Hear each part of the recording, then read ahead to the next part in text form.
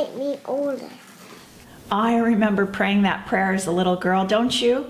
Maybe not in those exact words, but that certainly was the cry of my heart.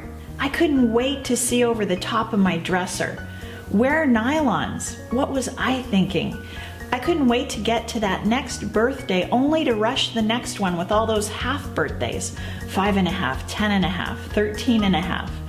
I remember staring intently into the mirror and wishing myself to be just a little older, praying myself to be a little older. Now I stare intently in the mirror and just say, "Dear God, make me older, not so much." And then I read this.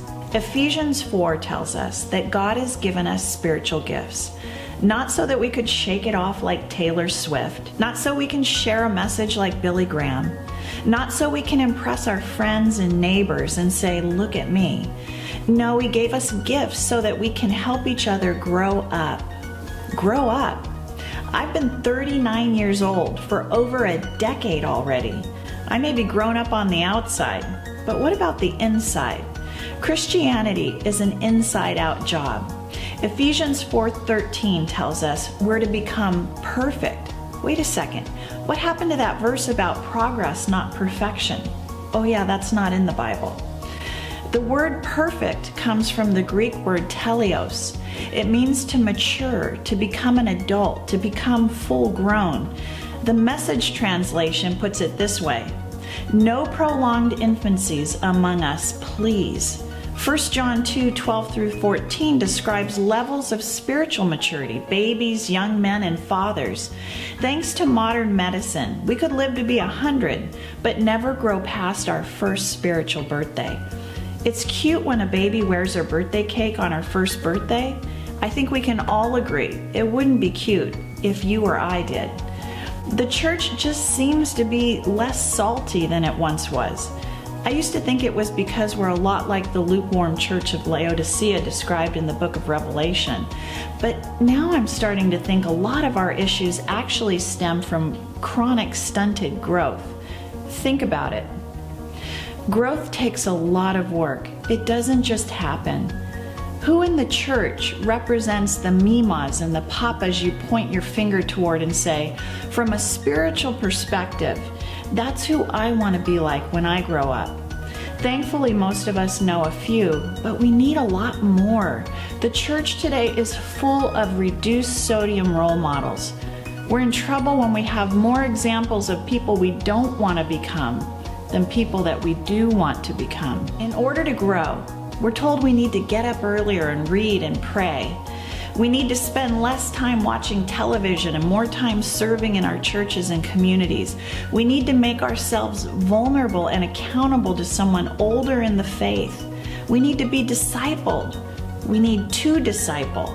You want me to do all these things so that I can become like the guy who is one way at church and another way Monday through Saturday? Or the woman who loves to share prayer requests, aka gossip? Or the angry, self-righteous guy that sounds all too much like a noisy and clanging cymbal? Or the woman who wants to be in control instead of leaning on and trusting in God? Or the person whose first reaction is fear and panic instead of living in calm assurance that our sovereign God has it all figured out? And therein lies the problem. Babies raising babies. The immature response would be for me to let my mind wander to those people I rub shoulders with every day that need to grow up. Instead, I think I'll seize this moment and get a little introspective.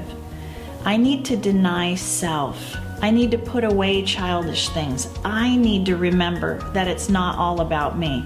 I need to be less selfish, less guarded, less sensitive. I need to learn to respond instead of react. I need to stop comparing and learn to be content. I need to bite my tongue and show self-control. I need to lay my life down for others like Christ did for me. I need to demonstrate more agape love.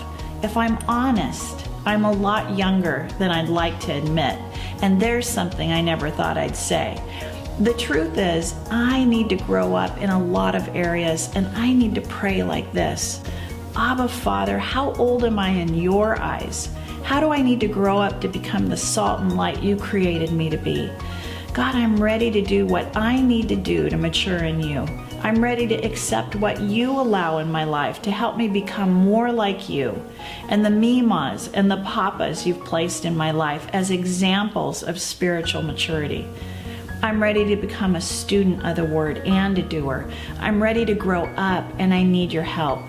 Give me a thirst for your word. Give me help in applying it to life's lab, at home, at work, on the road, in my community. Here I am, Lord. Your servant is listening. From a biblical perspective, age truly is just a number. There are 75-year-old infants sitting on our church pews, and there are 25-year-old full-grown fathers sitting on those same pews. How old are you in God years? How old am I? Now, with that perspective, I'm ready to stand on my tippy toes and pray this prayer with all my heart. Dear God, make me older. Amen. Spiritual maturity. That's where the joy is. Want to go deeper on this topic? Download the study guide and go through it with some friends. And don't forget to share the joy.